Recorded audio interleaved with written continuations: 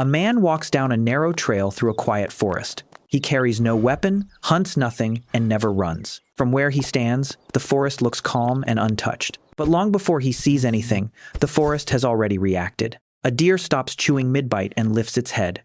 A fox slips silently deeper into the undergrowth. Somewhere above, a few birds stop singing at once. A distant animal changes direction without a single sound. None of them saw a threat, a weapon, or an attack. They only sensed that a person had arrived. Here is the strange part worth sitting with. Humans have no claws built for real damage, and no natural armor. We are slower than deer and weaker than bears. By almost every physical measure, we are unimpressive predators. So why do so many animals treat our presence like danger? Not every species reacts this way, and that matters. A pigeon on a city street barely looks up at us. A deer in a heavily hunted valley behaves completely differently. Still, in many wild places, one small human signal is enough. A footstep, a scent, or a voice can shift the entire scene. This video is going to explain why that signal carries so much weight, why animals often react before they ever see us coming, why our presence is harder to predict than a natural predator's, how fear like this can be learned, shared, and passed along, and how one animal's reaction can eventually redraw where a whole species chooses to live.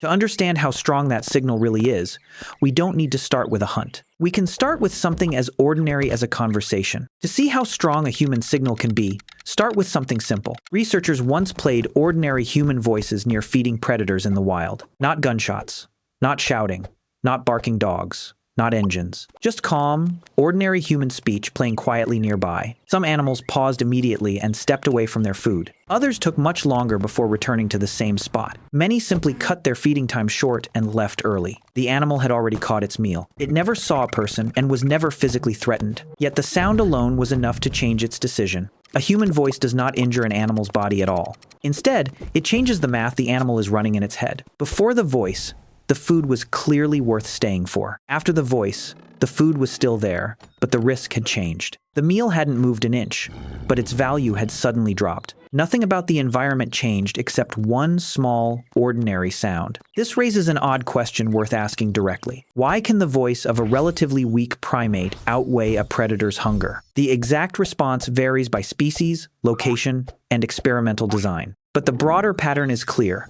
Ordinary human speech can be enough to interrupt feeding. The important point is not that every animal reacts equally. A harmless sound can still warn of danger that remains nearby but hidden from view. The explanation starts with a much simpler idea than fear itself. In nature, waiting for more proof can be the most dangerous choice of all. Animals rarely get the luxury of confirming danger before it's too late. Picture a deer hearing a rustle inside nearby bushes. It effectively has two options in that instant: run immediately, or wait a little longer to gather more information. If the sound turns out to be harmless, running wastes energy and time. It also means losing several minutes of valuable feeding. But if the sound is a predator, waiting too long can cost everything. There may be no second chance to escape. This is the real insight hiding inside animal fear. Fear is not proof that danger is definitely present. Fear is a decision that waiting for proof is too expensive. Most natural predators also follow fairly predictable limits. A crocodile is most dangerous, close to the water's edge. A big cat usually needs distance, cover, and the element of surprise. A bird of prey needs the right angle to strike effectively. A predator that has just hunted often needs time to rest. Many predators are also more active during specific hours of the day. Here is what makes this result so surprising. Prey animals don't need to be physically stronger to survive these odds. They only need to recognize a few key things: where the predator tends to be, how it usually attacks, when it's safer to keep feeding, and when it's time to run. Of course, no deer can call a meeting to verify a strange sound. It has to decide using only partial, incomplete information. Every rustle, shadow, or distant sound becomes a quick, high-stakes guess. Get the guess right, and the animal eats another day. Get it wrong, and there may be no tomorrow at all. This kind of prediction system works fine when danger follows a pattern. The real problem is that humans refuse to stay predictable. On paper, the human body is a fairly unimpressive predator. We are not the fastest animal in any forest. We are not the strongest, and we carry no natural claws. Our skin is thin, and we bruise, cut, and tire easily. If danger were only measured by the body, we would rank low. But even when only one person is present, animals may be reacting to more than one isolated body. The signal can carry a larger history of groups, tools, language, memory, and shared plans. A single unarmed person may look physically vulnerable. A coordinated group of humans is a very different problem entirely. People can surround an area from multiple directions at once. They can split into roles, some watching, some approaching. They can guide an animal toward a chosen direction. They can share information about what an animal just did. Tools change the equation even further beyond raw strength. Danger no longer depends only on arms, teeth, or speed. A tool can strike from a distance the body could never reach. A trap can wait patiently long after a person has left. Danger can appear in places an animal once considered safe. Language adds another layer that few other threats can match. One person can describe exactly where an animal was seen. They can explain which route worked and which one failed. They can pass along exactly when it's worth returning. That knowledge doesn't have to disappear when one person dies. It can move from one mind into many others. The real difference lies in scale, not the existence of learning itself. Humans can accumulate knowledge across many lifetimes at once. We can revise old methods and combine them into better ones. We can teach that knowledge to people who were never there. A single person today can draw on lessons from people long dead. Human danger is not tied to one fixed hunting method or predictable rule. We are dangerous because we can change methods so quickly. A failed encounter today can produce a smarter approach tomorrow. Animals, of course, don't need to understand our entire history. They only need to learn that certain signals tend to predict risk. So how does an animal actually learn what a human signal means? The first mechanism is the most direct one: personal experience. An animal might learn after being chased away from a meal. It might learn after encountering a dog traveling alongside a person. It might learn after being trapped, captured, or approached too closely. It might learn after linking a vehicle or sound to a close call. Not every bad experience creates permanent fear in every animal. How strongly it sticks depends heavily on species and circumstance. The second mechanism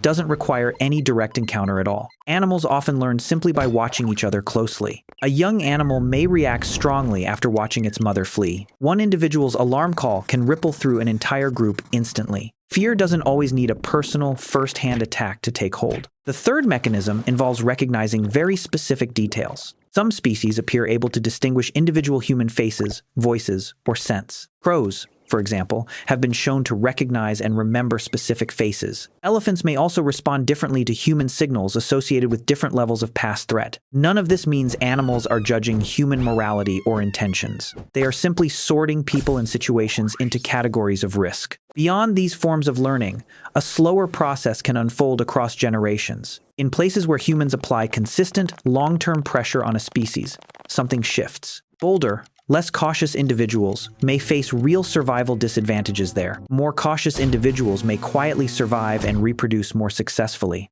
Over enough time, a population's overall wariness can gradually shift. That alone can nudge multiple species into adjusting how they act, all at once. Staying alert constantly cuts directly into feeding time. None of them needed to see us, hear a gunshot, or suffer direct physical harm. It's often called a landscape of fear. But if humans are always this frightening a signal, one thing becomes hard to explain. It can also come from a location's own particular history with people.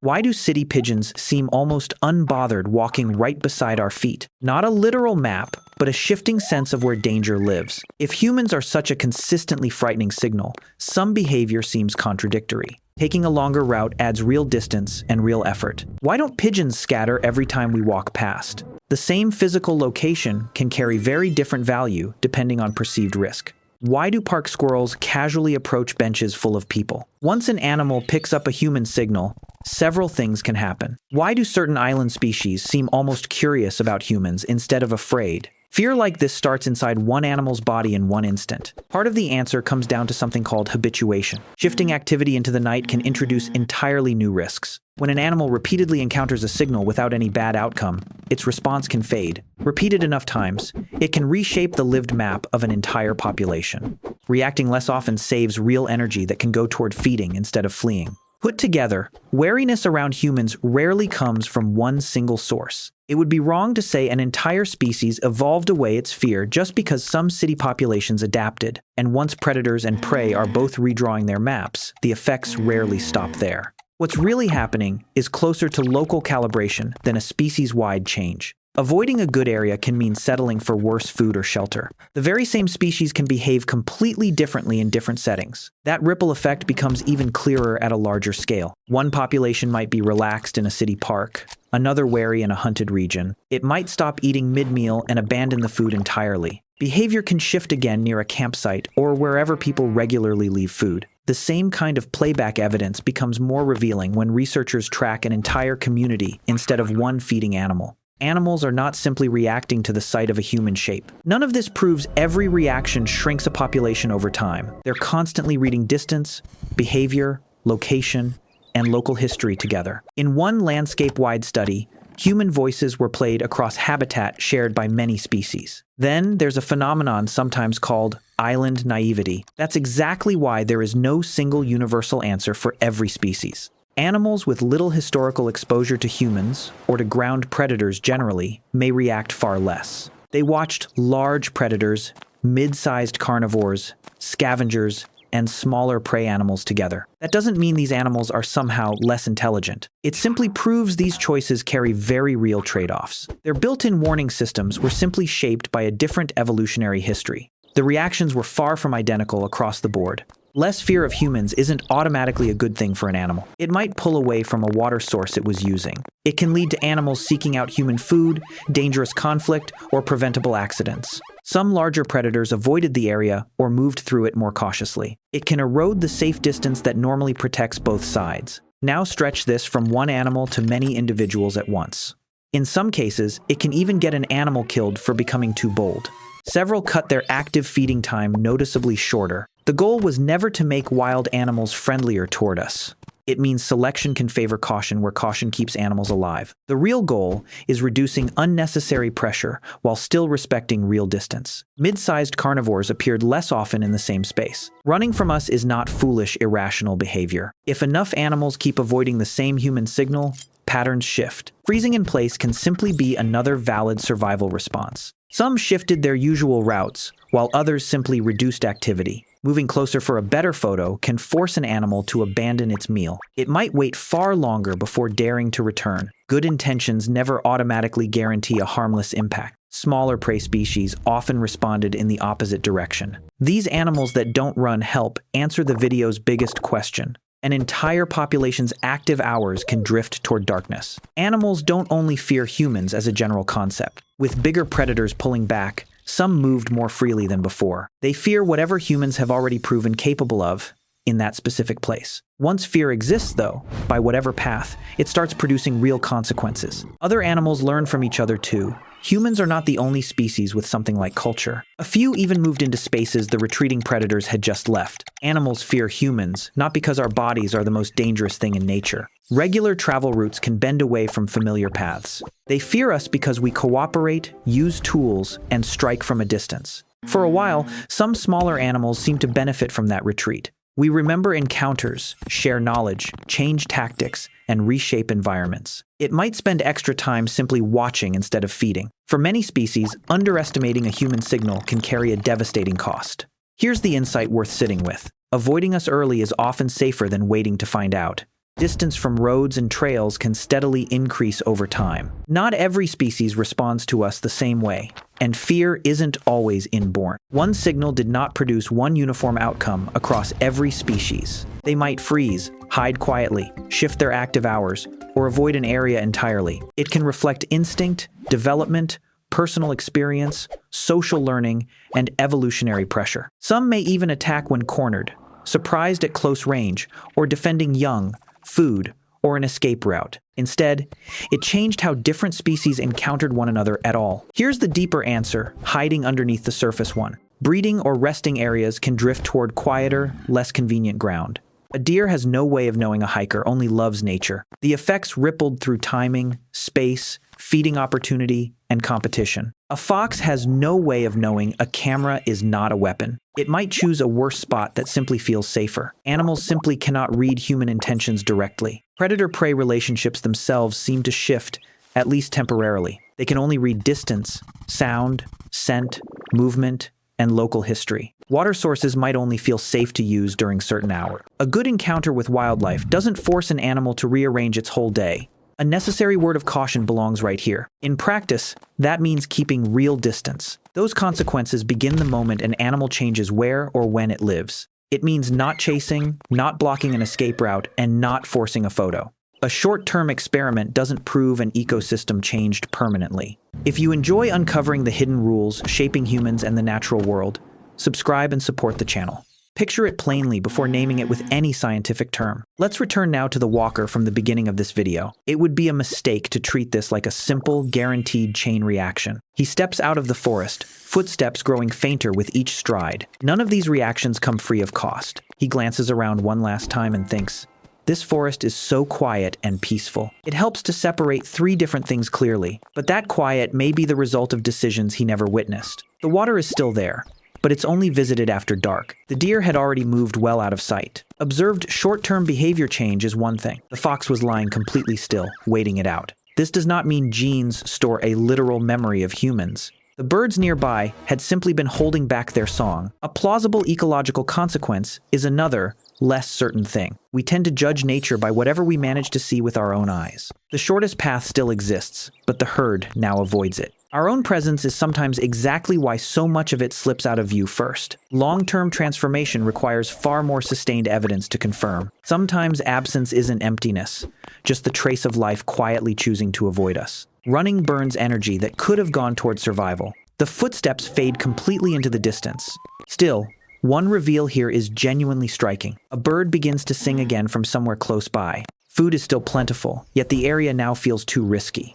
A deer steps cautiously back into the open clearing. Humans don't need to hunt an animal to reshape a community's behavior. The forest was never truly asleep to begin with. Zoom in now on just one population living in one place. It had simply decided that the danger had passed. Sometimes, just the possibility that a human might be nearby is enough. The forest was never really empty at all. Researchers have a name for this shifting pattern of risk. It was only ever waiting. So here is the direct answer to the question this video started with.